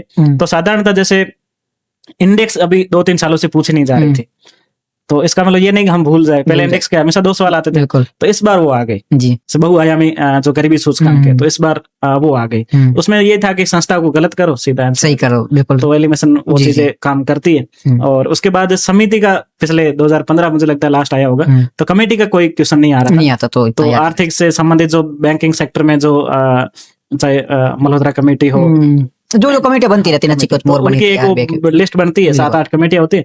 और ये मैं कहना चाहूंगा कि ये कमेटियां जो है ना, ये पूरी की पूरी आपको मेंस में आंसर लिखने में काम आएगी। वहां सॉल्यूशन आपको, आप किसी का सजेशन दे रहे हो, यूपीएससी में यही होता है कि सजेशन तो आप जैसे कमेटी बनेगी तो वो भी हमारी तरह ही सोचती है, कोई भी आईएएस है तो क्या ही हुआ, बिल्कुल। या आर्थिक विद है तो वो भी ऐसा ही सोचेगा। लेकिन अब वो क्या था कि जैसे आंसर में आप उसके नाम पेज लिख पे लेते लिखते हो ना, बिल्कुल। तो आप बहुत अच्छा आता है। Value अब जैसे एक मैं बात करूं कोई भी कि भारत में पानी की कमी और उसका संरक्षण करना चाहिए, एक मैं ये बोलूं कि विश्व बैंक की रिपोर्ट के अनुसार भारत में पानी की वैलिडेशन हो जाता कमी आने वाली है, तो भविष्य के लिए हमें ऐसे सुरक्षित रखना चाहिए। जी, तो ये एक वैलिडेशन आ गया कि वर्ल्ड बैंक ने ऐसे बोला, बिल्कुल। तो साइंस ये कमेटियां वहां भी काम आती, तो इस बार उन्होंने प्रीलिम्स में भी पूछ लिया। तो ये एक मतलब नवाचार तो नहीं था, लेकिन पुरानी चीज आ रही थी, पुरानी उसको इस चीज बार को वापस वापस ले कर लिया। दिया। और बाकी तो साधारणतः करंट अफेयर्स में कुछ गवर्नमेंट स्कीम की बात हो गई, जैसे शेयर मार्केट, क्योंकि शेयर मार्केट एक इंडिया का लास्ट में 4थे नंबर पे भी था, तो बहुत चर्चा था, तो 2025 में उस पे 3-4 क्वेश्चन पूछे थे। और इस बार भी जो अलग अलग टाइप के बॉन्ड्स वगैरह होते हैं, तो उस पे भी क्वेश्चन वो हर बार आते तो हर बार वो क्वेश्चन जो करंट में रहते हैं, तो इस बेस पे तो इकोनॉमी अच्छी थी। जैसे आपने कहा कि इकोनॉमी टफ है, तो मैं खुद मानता हूँ कि हम सभी ग्रामीण पृष्ठभूमि से या इस तरह से पृष्ठभूमि से आते हैं, चाहे स्कूलों में इकोनॉमी जनरली नहीं पढ़ाई जाती या कम होती है। तो इस कॉन्टेक्स्ट में इकोनॉमी को बेहतर करने के लिए एक तो हमें न्यूज़पेपर को रेगुलर फॉलो करना चाहिए, जिसमें इकोनॉमिक्स का मुझे लगता है कि हर न्यूज़पेपर में एक चैप्टर जरूर उसका पेज आता है, बिल्कुल। तो उसको हम अच्छे से पढ़े तो आप उसकी तरफ बढ़ सकते हो। और किसी अगर आप बुक वगैरह पढ़ना चाहते हो, तो बुक इसमें क्या होता है कि उनकी भी गलती नहीं है, क्योंकि करंट अफेयर्स भी लोड होता है उसमें और दूसरी चीजें भी आती है, तो बड़ी बुक बन जाती है। तो ये सबके साथ दिक्कत है कि 1000 पेज, 1500 पेज, बन जाता है। 2000 पेज, बिल्कुल तो वो सच में है कि उसको कैसे बार बार पढ़ोगे, वही बात क्योंकि दूसरी चीजें भी तो बहुत सारी पढ़नी है ना। तो इसलिए ऐसी बुक पढ़नी चाहिए जो 300-400 पेज की हो, जिसमें normal banking, share market, balance of payment और ये सारे टॉपिक मेन है ना, ट्रेंडिंग टॉपिक है, इनको तो कर लो, 5-6 इतना ही है। तो यानी आपके 13 क्वेश्चन आए, लगभग 16-17 भी आते हैं। अगर उसमें से आपने अगर एक तो ये है कि 16 के 16 सही करो, उसके लिए आपको बहुत पढ़ना पड़ेगा। अगर आप 13 अगर कर लेते हो उसे नॉर्मल सोर्सेज से, तो आप बहुत आगे हो, बिल्कुल। और ये बहुत बड़ी जीत है आपकी। जी। तो ऐसे करके हम इसको इकोनॉमी को बहुत ही आसानी से कर सकते हैं। तो ओवरऑल कहिए तो इकोनॉमी का जो पोर्शन था टफ था या कैसा था, सेम टू सेम था? इकोनॉमी का अगर हम कहें तो मॉडरेट ही कह सकते हैं। लास्ट बार भी सच में टफ ही था, लास्ट में न्यूमेरिकल ही पूछे थे, बिल्कुल। हाँ, राजगोष्ठी घाटे के वो बताइए, वो टफ सारे तो वो और ज्यादा टफ था। तो इस बार उस कॉन्टेक्स्ट में तो ठीक ही था, बिल्कुल किया जा सकता है। उसके बाद में आते हैं हम करंट अफेयर्स, उसके बाद करंट अफेयर की बात करते हैं। तो इस करंट बार अफेयर, सबसे ज्यादा चर्चा है। जी, करंट अफेयर। तो क्या हाल है करंट अफेयर वालों? तो क्या हुआ करंट अफेयर का? करंट अफेयर्स तो सच में करंट देने लायक था अभी। और इसमें लेकिन जिसने भी अगर 2025 का पेपर देखा है और उसने एनालिसिस करके कि इस बार क्या हो सकता है, तो फिर करंट अफेयर्स उसके लिए इजी रहा होगा। और करंट अफेयर्स में क्या होता है कि कई बार हम है ना करंट अफेयर्स को एक बहुत ज्यादा हवा बना लेते हैं और पूरी हमारी एनर्जी करंट अफेयर्स की तरफ ही चली जाती है। लेकिन हम जिस दिन हम ये देखेंगे ना, कोई भी पेपर हमारे पिछले 4 साल के या 5 साल के आपने लिए और उसकी लिस्टिंग कर दो करंट अफेयर्स में पूछा क्या जा रहा है, जी, तो मैं आपको एक बताना चाहूंगा कि इस बार करंट अफेयर्स में केवल और केवल इकोनॉमी को छोड़ के 15 स्कीमें पूछी गई है जी, गवर्नमेंट स्कीम। बिल्कुल कितनी बड़ी है, अगर क्योंकि 2025 में आपको पता है 2 जैसे स्कीम आई थी। हाँ, एक गोवंश वाली वो पूछी थी और एक पीएम सूर्य वाली पूछी थी। बिल्कुल। तो इस बार था कि उसको और ज्यादा बढ़ाने के चांसेस थे, तो इसको बढ़ा दिया अब जिसको अगर किसी को पहले से पता चला हो और गवर्नमेंट स्कीम जनरली हर कोचिंग वाले और आप भी कवर कराते होंगे, बिल्कुल। तो वो अगर किसी ने कवर किए तो 15 क्वेश्चन का लीड लेना करंट अफेयर्स में तो बड़ा योगदान है। जी। इससे हम ये सीख सकते हैं कि अगर आप तैयारी कर रहे हो तो आपको गवर्नमेंट जो इनिशिएटिव लेती है ना, उस पर आपको फोकस जरूर करना चाहिए। लेकिन आप कहोगे कि इसमें तो बहुत सारे हर रोज कोई न कोई गवर्नमेंट स्कीम शुरू कर लेती है, तो इसमें क्या होता है, छोटी छोटी है ना, जैसे पोर्टल हो गए, कुछ एकदम बिल्कुल माइनर है, उसको आप छोड़ भी सकते हो, और या फिर उसको एक सिर्फ इतना है कि ये और ये किससे संबंधित है, सिर्फ इतना याद करो। अगर मेंस में लिखना होगा तो इस पे कभी क्वेश्चन पूरा कभी नहीं बन सकता है, क्योंकि उनको भी तो है ना 250 वर्ड लिखने के लिए वैसा क्वेश्चन भी तो होना चाहिए ना, तो कभी प्रीलिम्स में आ गया तो आपका काम आ जाएगा। बड़ी स्कीमें हैं, जैसे इस बार अगर हम बात करें तो जैसे सागरमाला परियोजना है, तो काफी अपने आप में एक बड़ी स्कीम के रूप में है, और उसके बाद में नेशनल क्वांटम मिशन हो गया, हाइड्रोजन मिशन हो गया, तो ये बड़े बड़े प्रोजेक्ट है। और भारत सरकार का एक होता है ना कि इस पे तो हमारा फोकस है, हमारा देश इस एनर्जी के दौर में तो इसके ऊपर डिपेंड है, तो ये तो स्कीम हमें बहुत ही अच्छे से मुझे लगता है आनी चाहिए। तो एक 15 क्वेश्चन तो इसी से आ गए थे। दूसरा क्या होता है कि दूसरा जैसे वर्ल्ड अफेयर्स, पूरा विश्व आजकल जूझ रहा है, ईरान वॉर की बात करें या यूक्रेन की बात करें, और चारों तरफ से इस तरह की परिस्थितियां हैं, तो इस कॉन्टेक्स्ट में हमें लगता है कि ये सेक्टर को सबसे इंपॉर्टेंट है। इसका मतलब वर्ल्ड अफेयर्स तो बहुत इंपॉर्टेंट है, तो वर्ल्ड अफेयर्स अकेले से 14 क्वेश्चन आ गए, तो इसका मतलब करंट के तो एक तरह से 29 क्वेश्चन तो यही हो गए। बिल्कुल। तो हम क्या कर रहे हैं कि करंट अफेयर्स में हमारी एनर्जी होती है ना, वो कहीं और जगह चली जाती है। हम राजनीतिक रूप से कि किसकी सरकार बने किसकी नहीं, इसकी जानकारी रखनी चाहिए, जानकारी अवेयरनेस के लिए। लेकिन ऐसे नहीं कि उसके ऊपर बिल्कुल एज ए एस्पिरेंट के रूप में हम उसको एनालिसिस कर ले कि क्यों जीते, क्या कास्टिज्म उसमें, क्या रिलीजन, ये वो। तो इससे अच्छा है कि हमारा गवर्नमेंट स्कीम वाले उस इनिशिएटिव के रूप में, और वर्ल्ड अफेयर्स में जैसे हॉर्मुज वाला अपन बात कर चुके हैं कि सीधा क्वेश्चन आ गया तो आपको 2 नंबर मिल गए। जैसे यूक्रेन की बात करें तो 2023 या 24 में मुझे याद आ रहा है कि उसपे 3 क्वेश्चन आए थे, तो 6 नंबर में तो आप आउट इन सब हो जाते हो। वही बात है। तो सेम यही है कि तो वर्ल्ड अफेयर्स को बहुत अच्छे से करना चाहिए। किसी भी देश में अगर सत्ता परिवर्तन हो रही है, आर्थिक रिसेशन आ रहा है, कोई अगर जोग्राफिकल लोकेशन अगर कोई है उसके आसपास, वो सारी चीज देखनी चाहिए। यूनेस्को में किसको मान्यता मिल रही है, तो अगर हम कवर करें ना तो बहुत अच्छे हमारे क्वेश्चन सही हो सकते हैं। स्पोर्ट्स का इस बार भी एक क्वेश्चन रहा जो लगातार 1-2 साल से आ रहा है। हाँ। और इस बार एक उन्होंने चेंज किया कि एक मूवी थी जिसको कोई अवार्ड मिला था बाफ्टा का, तो उस पे क्वेश्चन बना। तो उसमें क्या है कि वो साधारणतः बहुत टफ क्वेश्चन था ऐसे तो, लेकिन वो नॉर्थ ईस्ट की एक मूवी थी, और उसके जो सेक्शन थे उसमें क्या यूनिक फैक्ट था। जी। एक एलिमेशन में ये चलता है कि जैसे यूनिक फैक्ट होता है ना, तो जिसमें उसका हमारे पीछे उसका लॉजिक ये रहता है कि अगर ये क्वेश्चन बनाया ना तो किस लिए बनाया, और बनाने वाले को ये पता है कि आज तक मूवी से कभी क्वेश्चन नहीं आया, पहली बार ही मैं डाल रहा हूँ, तो कोई पढ़ के नहीं आया, तो वो यूनिक फैक्ट बताने की कोशिश करता है एक तरह से कि ऐसे एक मूवी थी जो नॉर्थ ईस्ट की मूवी थी, मतलब आप समझ रहे हो नॉर्थ ईस्ट की मूवी और उसको अवार्ड मिलना कितनी बड़ी बात है भारत के लिए। तो इस पॉइंट ऑफ व्यू से उसने पूछा था, और वो ही उसके आंसर थे, तो एक तरह से उसमें ज्यादा सोचने वाली बात नहीं थी। तो ये सारी चीजें थी, और 4-5 क्वेश्चन थे जो करंट अफेयर्स में, वो थोड़े से एक टफ की तरफ हम जा सकते हैं, जिसका कोई लॉजिक भी नहीं लग रहा था। डिफेंस के जैसे कोर का पूछ लिया इस तरह से, तो उनको हम देख सकते हैं। बाकी एक तरह से 33 से 34 क्वेश्चन थे, बहुत मतलब ये है कि इजी तो नहीं कह सकते, लेकिन हम उससे तैयार कर सकते हैं। अगर किसी ने किया है तो वो बहुत बेहतरीन रूप से आगे चला गया। ओवरऑल अगर पेपर की बात करें, सारे क्वेश्चन की बात करें, तो उसे क्लासिफाई करना है। एग्जाम्पल के लिए 30 क्वेश्चन इजी, इतने टफ, इतने मीडियम। अगर इस तरीके से हम क्वालिफाई मतलब उसको क्लासिफाई करें तो आप क्या कहना चाहोगे? मतलब बात करना इतने क्वेश्चन किए जा सकते थे, इतने टफ थे, इतने नहीं किए जा सकते थे, उसके अकॉर्डिंग क्या होगा? हाँ, इसके लिए तो क्या है कि जैसे किस तरह से तैयारी कर रहे हैं उसके अकॉर्डिंग बात की जाएगी। फर्स्ट अटेम्प्ट के अकॉर्डिंग। हाँ, तो उस तरह से हम फर्स्ट अटेम्प्ट की तौर पे बात करें तो 5-7 तो क्वेश्चन ऐसे थे तो अटेंड करने लायक नहीं थे, क्योंकि जैसे मेरे को टाइम भी हो गया, या एक साधारणतः जो हम बुक पढ़ते हैं तो साधारणतः सबके पास सेम ही है, तो वो उसमें थी नहीं। और दूसरे ऐसे थे कि जैसे जिसमें लगभग 60 से 70 क्वेश्चन आपके उस सोर्सेस में जरूर थे। अब आप कर पाए या नहीं कर पाए वो एक अलग एस्पेक्ट है, लेकिन उसमें जरूर अवेलेबल थे। और लगभग 30 क्वेश्चन ऐसे थे जो तो थोड़े से अप डाउन के रूप में थे, और किसी के एलिमिनेशन मेथड से जैसे कहे, या एमसीक्यू स्किल जो अपने आप में एक बड़ी सब्जेक्ट के तौर पर है। अगर आप चाहेंगे तो हम इस पे अगले वीडियो में एक बार बहुत डिटेल में चर्चा करेंगे। वो अपने आप में एक, मैं जिस पे बहुत ज्यादा विश्वास करता हूँ, और चाहे हमारा रोमन सैनी सर हो या सबने इस पे कई चीजें बताई भी है, और एक सार्थक रूप से ये चीज करते हैं, तो उससे ही लगभग सब प्रीलिम्स निकालते हैं, तो वो उससे आप कर सकते थे।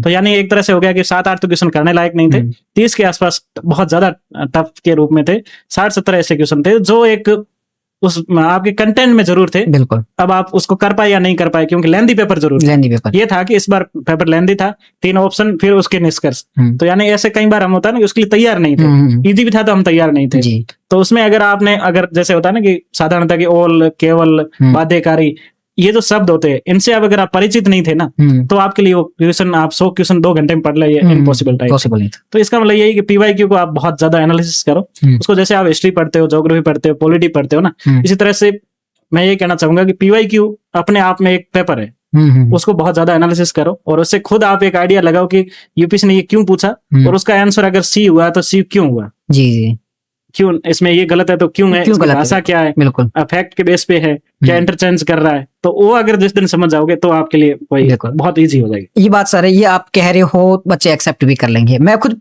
कब से बोल रहा हूँ पता है, मैं तैयारी कर, मैं गलती मानता हूँ कि स्टार्टिंग में मैं पेपर का सजेशन किया, न्यूज़पेपर मत पढ़ो, सजेशन कम देता था। फिर बाद में मेरे को रियलाइज हुआ कि न्यूज़पेपर बहुत जरूरी है। उसके बाद में हमेशा सजेशन देता था, अगर आपको मैप कहीं से भी कोई न्यूज आ रही है कि यहाँ पे कोई लोकेशन का नाम आ रहा है, आप जाके उसको सर्च करके देखो। जो बच्चे देख रहे होंगे उनको पता भी होगा, वो बताएंगे भी मैंने बोला था, हर बार बोलता था अगर कोई भी न्यूज आ रही है तुरंत जाके देखो, लोकेशन आपको पता होनी चाहिए, बहुत काम आती है। उसके अलावा मैं हमेशा बोलता था कि आप ऐसे मत भरोसा बैठो कि ये इन्फॉर्मेशन आ जाएगी, जितना हो सके थोड़ा डीप एनालिसिस करने की कोशिश करो। यूपीएससी है, थाली में परोस के नहीं आएगा, सही बात। बट उनको लगता है कि सर रील से वो हो जाएगा सिलेक्शन, तो रील से अगर आप सिलेक्शन का सोचोगे तो फिर यही रिजल्ट आने वाला, थोड़ा तो आपको डीप में जाना ही पड़ेगा। हाँ सही बात है।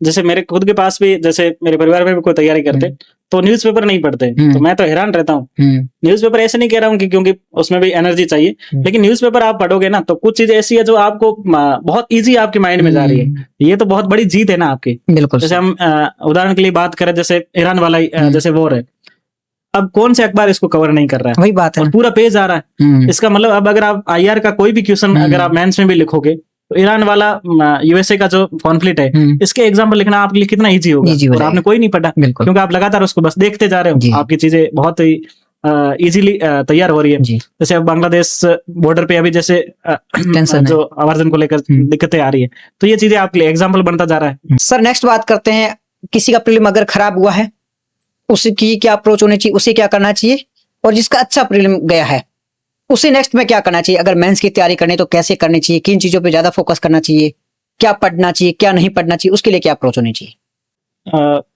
पहली बात यह है कि अगर इस बार प्रीलिम्स जिसका नहीं हो रहा है जी, तो ये एक अपने आप में जरूर एक दुख की बात होती है, क्योंकि हमारा पूरा साल लगा रहता है जी। तो लेकिन इससे हम ये है कि यूपीएससी में ये चीजें चलती रहती है जी, तो हमें इसमें एक तो जैसे आपने पूरे 100 क्वेश्चन लिए, इसका आप एनालिसिस करो कि मेरी गलती कहाँ हुई है, क्योंकि अगर हम ये चाहते हैं कि यूपीएससी ने ये क्या पूछ लिया इनके सिलेबस में नहीं है तो इससे हमारा कोई हित नहीं होने वाला। यूपीएससी तो ऐसे ही पूछेगी, अगले साल भी वैसे ही पूछेगी, तो हम अगर हमारा सिलेक्शन चाहते हैं तो हमारा यही है कि हम उसका फेयर एनालिसिस करें और हमारे एक रणनीति बनाए। और अब ये है कि जिसका हो गया है, अब मैं वापस ऐड कर रहा हूँ कि जिसका नहीं भी हुआ और जिसका हुआ है उन सबको मेंस की तैयारी करनी चाहिए जी, क्योंकि यूपीएससी का अगर जेम्स है वो मेंस ही है, मेंस जिसका स्ट्रांग होगा तो जिस दिन भी निकलेगी उस साल आपका सिलेक्शन हो जाएगा। तो ये चीज है मेंस के रूप में। क्योंकि अगर हम इस साल की बात करें जो अभी जिसका प्रीलिम्स हो चुका है और इस बार अगर मेंस दे रहा है तो उसके पास लगभग 80 दिन के आसपास है, तो एकदम व्यवहारिक चीजों पे बात करेंगे। 80 दिन है और बहुत ज्यादा सब्जेक्ट होते हैं, आपका जीएस के 4 पेपर है, ऐसे भी होता है और उसके बाद में कंपलसरी पेपर भी है और ऑप्शनल अपने आप में बड़ा सब्जेक्ट है। तो हम इन चीजों को देखते हुए तो उसको बिना समय गंवाए अभी ही 1-2 दिन भले रेस्ट कर ले, उसके बाद में सीधा जाके तैयारी करने शुरू करनी चाहिए। जनरल स्टडीज 4 पेपर है तो उसमें साधारणतः मैं मानता हूं कि वो एक तैयारी करते हुए उन्होंने नोट्स वगैरह बनाए होंगे तो वो सीधे लेने चाहिए, उसको एक बार आराम से पढ़े, उसके बाद में एक टेस्ट सीरीज साथ में ज्वाइन कर ले, क्योंकि ऐसे कभी नहीं होता यूपीएससी में आज बिल्कुल सारी तैयारी हो गई अब जाके मैं टेस्ट लिखता हूँ, ये कभी नहीं आता। तो इसका मतलब ये है कि हमें उस पर ध्यान देने की आवश्यकता है, साथ में ऑप्शनल को भी पहले दिन से ही तैयार करना चाहिए। इस तरह से आगे बढ़ते हुए हमें मेंस की तरफ जाना चाहिए। नेक्स्ट क्वेश्चन की अगर बात करें तो हिंदी मीडियम की सबसे बड़ी समस्या होती है पेपर को पढ़ना। आप खुद देखोगे क्वेश्चन जो हिंदी की भाषा होती ना वो इतनी ज्यादा जटिल होती है, इतनी क्लिष्ट होती है कि शब्द ही समझ नहीं आते। तो ये बहुत बड़ी समस्या है। पहला, इस समस्या का समाधान क्या है? एक हिंदी माध्यम का जो विद्यार्थी है वो अपनी भाषा को कैसे स्ट्रांग बनाए और कैसे उस क्वेश्चन को आसानी से समझ सकता है। दूसरा, सीसेट में भी बहुत बड़ी समस्या है। हिंदी मीडियम वालों के लिए सीसेट एक अभिशाप बन चुकी है, उसका समाधान क्या है और इसमें सच्चाई कितनी है? निसंदेह इसमें सच्चाई है। जी। क्योंकि यूपीएससी का जो पेपर आ रहे हैं तो जनरली ये माना जाता है गूगल ट्रांसलेट से आते हैं, तो ट्रांसलेशन अगर एक ह्यूमन उसका टच नहीं आएगा तो ट्रांसलेशन में बहुत सारी दिक्कतें आती है। लेकिन इसके लिए मैं यही कहना चाहूंगा, क्योंकि यूपीएससी को वापस वही बात है, हम तो उसको बदल नहीं सकते, तो आपके पास ऑप्शन क्या है? हमारे पास ऑप्शन यही है कि हम इतनी प्रैक्टिस कर लें प्रीलिम्स और मेंस की पीवाईक्यू पे, इतनी प्रैक्टिस कर लें कि हमें बिल्कुल एकदम पता चल जाए कि कहाँ पे क्वेश्चन का उसमें मर्म छिपा हुआ है। जैसे मेंस में क्या होता है, क्वेश्चन पूछा जाता है तो एक बार कई बार सीधा होता है और उसमें स्टेटमेंट होता है, लास्ट में टिप्पणी कीजिए जी। अब हमें अगर पता ही नहीं चला कि उसमें सेक्शन कितने हैं जी, तो हमारे नंबर नहीं आ सकते। बिल्कुल। इसका मतलब ये है कि 2013 से लेके 2025 तक और प्रीलिम्स में 26 वाला भी हो गया, तो इनको बहुत ज्यादा आप एनालिसिस कर लो, तो ताकि आपको शब्दों की बहुत ज्यादा पकड़ हो जाए। और सी सेट में देखा जाए तो वहां पर भी अगर पैसेज आते हैं उसका ट्रांसलेशन भी ऐसा ही आता है। तो इसके लिए भी हमें यही करना होगा कि जैसे वापस वही, मैं तो पीवाईक्यू पे भरोसा करता हूँ, क्योंकि एक कोई भी कोचिंग है तो टेस्ट वो बहुत अच्छे ही बनाती है, लेकिन एक यूपीएससी के उस स्टैंडर्ड तक पहुंचना अपने आप में चैलेंज रहता है। तो वो जो हमारे पास में पीवाईक्यू है उनको आप बहुत ज्यादा एनालिसिस करो, इससे आपको एक आइडिया आ जाएगा यूपीएससी आंसर मानती क्या है, तो आप उसको पकड़ के आप एक शॉर्ट टाइम में भी उसके आंसर की तरफ आप जा सकते हो। और तो हमारे पास यही है कि प्रैक्टिस प्रैक्टिस प्रैक्टिस, ये चीज है। और एक हिंदी का अखबार, जैसे अगर आपकी हिंदी आप पढ़ना चाहते हो तो दैनिक जागरण राष्ट्रीय संस्करण मुझे लगता है कि अच्छा अखबार है, तो उसके आप संपादकीय राजनीतिक रूप से आप वो पढ़ने की आवश्यकता नहीं है। बाकी जो आ रहे हैं तो कई बार दिल्ली यूनिवर्सिटी के प्रोफेसर या स्कॉलर्स लिखते हैं, तो बहुत अच्छे आर्टिकल आते हैं, जिनके 2-3 लोगों को मैं जानता भी हूँ, बहुत अच्छे से लिखते हैं।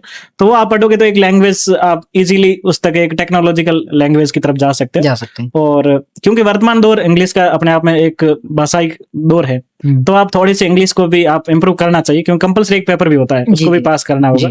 तो इसलिए उसके भी तरफ भी कुछ टेक्निकल वर्ड जो है ना उसकी तरफ आप जा सकते हो, ताकि आसानी से उसकी तरफ जा सकते हो। जैसे ब्लॉकचेन है, अब वो उसका हिंदी वर्ड किसी को नहीं पता, तो इसलिए कुछ शब्दों के लिए हमें इंग्लिश पे भी निर्भर रहना पड़ता है। तो अगर हम प्रैक्टिस करेंगे ना तो इसको बहुत आसानी से उसको इजीली। पर ये समस्या तो है हिंदी मीडियम वालों के लिए। श्योर सर, बिल्कुल बड़ी समस्या है, और इसके कारण तो हमारा सिलेक्शन, हम लगभग 30 के आसपास हमारा फाइनल सिलेक्शन होता है। और प्रीलिम्स में सबसे ज्यादा दिक्कत आती है, केवल 200 से 300 या 200 से 400 के बीच में एक संख्या होती है जो मेंस लिखने जाती है। तो अपने आप में देख लो कि 14,000 से सीधा यहाँ इतना परसेंटेज गिर गया, तो लास्ट सिलेक्शन में भी वही दिखता है। तो प्रीलिम्स लेवल पे बहुत बड़ी चैलेंज आ रही है, और उसमें भी लोग बताते हैं कि सी सेट में बड़ी दिक्कत आती है। तो सी सेट में जो हमारे पैसेज आते हैं तो उसकी भाषाई स्तर को पहुंचने के लिए हमें प्रैक्टिस करनी होगी। और जो मैथ रीजनिंग वाला सेक्शन है तो उसके लिए भी हमें जो पीवाईक्यू बेस में एटलीस्ट जो रिपीट थीम पे आ रहे हैं, जैसे इंग्लिश वर्णमाला से कुछ क्वेश्चन, 3 क्वेश्चन आते हैं, जो एक डायरेक्शन से रिलेटेड क्वेश्चन आते हैं, और नंबर सिस्टम से 16 से 17 क्वेश्चन आते हैं। अगर हम इसको भी अगर पीवाईक्यू बेस में बहुत अच्छे से तैयार कर ले तो आप अच्छे क्वेश्चन यहाँ से आप सोल्व कर सकते हो। तो सी सेट को आप पास करके कर सकते हो। और जीएस की हम काफी बातचीत कर चुके हैं, तो उसको भी आप इस बेस पे अगर आप बहुत अच्छे से स्टडी करते हो तो आप जरूर मेंस लिख लोगे। और जिस दिन हिंदी मीडियम में अगर 50% जिस दिन मेंस लिखने शुरू हो जाएंगे, उस दिन मेरा दावा है कि 60 से 70% हिंदी मीडियम के सिलेक्शन आ जाएगा। वैसे हिंदी मीडियम बाधा बस भाषा की है, तो वो बाधा है, बाकी तो ठीक है, हो जाता है, अगर ढंग से करो तो होता तो है। नहीं संदेह, सिलेक्शन बिल्कुल आसानी से देखे भी, हमारे ग्रुप में भी कई लोगों के अच्छे रैंक के साथ सिलेक्शन हुए। तो भाषाई बाध्यता को दूर करने के लिए आपको प्रैक्टिस बहुत ज्यादा करनी होगी, ताकि उसको देखते आपको आंसर की तरफ आप बढ़ सकते हो। अब मेरा नेक्स्ट क्वेश्चन है, थोड़ा फनी है। मुझे ना आपका बैठने का जो अंदाज है ना वो थोड़ा कैजुअल नहीं लगा है। अब ये क्वेश्चन आप समझ गए होंगे, इंटरव्यू का क्वेश्चन है। एक जो इंटरव्यू होता है वो मॉक होता है, जिसमें आपके शर्ट के बटन कितने हैं, जो हवाबाजी वाले फेसबुक व्हाट्सएप पे पढ़ते हैं। दूसरा होता है रियल इंटरव्यू। अब आपने तो बहुत ज्यादा इंटरव्यू फेस कर रखे, तो आपको बहुत अच्छा मतलब अनुभव है कि रियल इंटरव्यू में क्या क्वेश्चन आते हैं और ये मॉक वाले क्या क्वेश्चन पूछते हैं। अब सच्चाई बता दो कि हकीकत क्या है और ये जो हवाबाजी क्या है। सर मैं यही कहना चाहूंगा कि यूपीएससी का जो रियल इंटरव्यू होता है बहुत ही सार्थक इंटरव्यू होता है, बहुत ही सीरियस इंटरव्यू होता है, क्योंकि वहां पर जो 5 लोग बैठे हुए, जिसमें यूपीएससी के सदस्य, उसमें हमारे बोर्ड के चेयरमैन रहते हैं। तो आप समझ सकते हो कि जिसने 40 साल जॉब की है तो वो कितना व्यक्ति एक्सपीरियंस होगा। तो ऐसे फनी क्वेश्चन वहां नहीं पूछे जाएंगे। और जो दूसरे 4 लोग होते हैं वो भी एज ए बहुत अच्छे प्रोफेसर, बहुत अच्छे, जनरली ये माना जाता है कि एक स्टेट का मुख्य सचिव होता है और एक भारत सरकार का सेक्रेटरी होता है, और 2 लोग कोई भी बुलाए जा सकते हैं। तो अपन समझ सकते हैं कि वो लोग किस एंगल से या किस प्रतिभा के दम पे वहां पहुंचे हुए हैं। तो बहुत ही आपको आराम से बिठाते हैं। शुरुआत में एक बार के आराम से आपको बिठा ले, ताकि आप घुल मिल जाओ, कि एक एज ए इंटरेक्शन ही है, कोई ऐसा नहीं है कि आपको बिल्कुल क्वेश्चन धारा प्रवाह से पूछना है। तो एक बार जरूर कभी कभी किसी से पूछ लिया होगा कि ये ड्रेस कहाँ से लेके आए या फिर कि, तो ये जो नॉर्मल करने के लिए होता है, बाकी वो नंबरों से उस तरह से कॉन्टेक्स्ट नहीं होता है। मॉक इंटरव्यू में क्या होता है कि कई बार जैसे उस कंटेंट को वापस यूट्यूब तक डालना या फिर अदर एस्पेक्ट में उसका एक मोनेटाइज करने का उद्देश्य होता है, तो कोचिंग्स में उस तरह से क्वेश्चन पूछे जाते हैं। और अभी तक मेरे खुद के 3 इंटरव्यू और मेरे रूममेट हो या मेरे दोस्तों ने जिनके सिलेक्शन हुए हैं या फिर जो इंटरव्यू तक पहुंचे हैं, उन सबके द्वारा भी अभी तक किसी को ये नहीं पूछे गए हैं कि सीढ़ियों से कितनी सीढ़ियां थी, कितने बटन थे, या उसके नाम से संबंधित कि कितने को प्रेम किया कितने से कुछ जा। हाँ, इस तरह से कोई क्वेश्चन नहीं पूछा जाता। तो सीरियस रूप से जो भी गवर्नमेंट की स्कीम वगैरह है या आपकी जो सब्जेक्ट है या जो हमारी हॉबी, सबसे इसमें दिक्कत आती है। हॉबी आप कुछ भी भर लेते हैं, फिर वहां क्योंकि उसके टेस्ट करने की कोशिश करते हैं, और वो भी सेंस ये रहता है कि वो चाहते हैं कि इस बच्चे तक पहुंचने के लिए क्योंकि 24 से 30 मिनट आपके पास में है, तो हमें इस एस्पिरेंट का सिलेक्शन हो रहा है यूपीएससी का, आईएएस इसको बनाना है, नहीं बनाना, इतना बड़ा सिलेक्शन कोई इजी टास्क नहीं है। तो वो जरूर कई बार क्या उसी से कॉन्टेक्स्ट में या आपके परिवार के बारे में या आपके जिले के बारे में इसलिए करते हैं ताकि उसके कम्युनिकेशन स्किल्स और उसका जो एप्टीट्यूड है उसका एक परीक्षण उसी, क्योंकि समय इतना ही है तो उसी समय में उनको करना है, इस कॉन्टेक्स्ट में क्वेश्चन पूछे जाते हैं। बहुत अच्छे क्वेश्चन पूछे जाएंगे और कोई इतना फालतू में क्रॉस क्वेश्चन नहीं होता, क्योंकि वो चाहेंगे कि आपको ज्यादा से ज्यादा बुलाए ताकि वो अपना उसको आपको जज करना है, इसलिए एक बार क्वेश्चन पूछेंगे, आराम से आपको आंसर देने के लिए समय देते हैं। पूरा आंसर जैसे आपका कंप्लीट हुआ उसके बाद में अगर उनको डाउट हुआ या उसको क्रॉस चेक करना हुआ तो आपको वापस क्वेश्चन कर लेंगे, नहीं तो नेक्स्ट क्वेश्चन की तरफ बढ़ जाते हैं। और 5 मेंबर है तो लगभग ऐसे मानो कि 6 मिनट लगभग सबके पास में आते, तो एक रेपुटेड अच्छे क्वेश्चन ही पूछे जाते हैं। तो ये जो रहता है कि कैसे बैठना है या बाल कैसे रखने हैं, इसका वहाँ कोई मैटर नहीं है। और यूपीएससी का आज तक का सिर्फ एक ही इंटरव्यू का जो है जिसको पब्लिक में डाला हुआ है, तो आप देखोगे तो उस बंदे ने कोट भी नहीं पहना हुआ, आराम से बैठा हुआ है, हैंड जैसे अपन अभी बात कर रहे हैं तो हैंड ऊपर नीचे हो गई, तो वो एक साधारण रूप से ही होता है। तो इंटरव्यू इतना ही है। तो ये जो फनी इंटरव्यू है तो ये व्यू के लिए तो बहुत अच्छे है, लेकिन यूपीएससी के इंटरव्यू से इससे कोई मतलब नहीं। घबराहट होती है, डर लगता है? जी सर, क्योंकि ये हमारे कैरियर की एक इतनी सर्वोच्च एग्जाम भी है, इसके साथ ही हम जिन लोगों के समक्ष हम बैठने जा रहे हैं तो वो इतने एक्सपीरियंस है, तो उनके सामने एक बार हम बात कर रहे हैं तो यहाँ भी हम बोल रहे हैं तो एक थोड़ा सा तो इस तरह से रहेगा कि कुछ ऐसे शब्द नहीं निकल जाए, तो वो रहता है। बाकी इस तरह से कोई ऐसे नहीं रहता कि वो हमारे को एक तरह से ग्रिल करने की कोशिश करते हो, ऐसा मैंने महसूस नहीं किया है। और बहुत अच्छी वार्ता होती है, बहुत अच्छे क्वेश्चन पूछे जाते हैं, और हमारे लिए भी एक अंदर से आता है कि हम जिस बैकग्राउंड से आते हैं और उनके समक्ष बैठ रहे हैं यूपीएससी भवन में जाकर दिल्ली में, तो वो भी हमारे लिए बहुत ही अच्छा एक्सपीरियंस होता है। और बहुत ही उस दिन सारे लोग बहुत खुश होते हैं, बहुत वेल ड्रेस आते हैं और अच्छे से सबका होता है। हाँ, घबराहट जरूर होती है।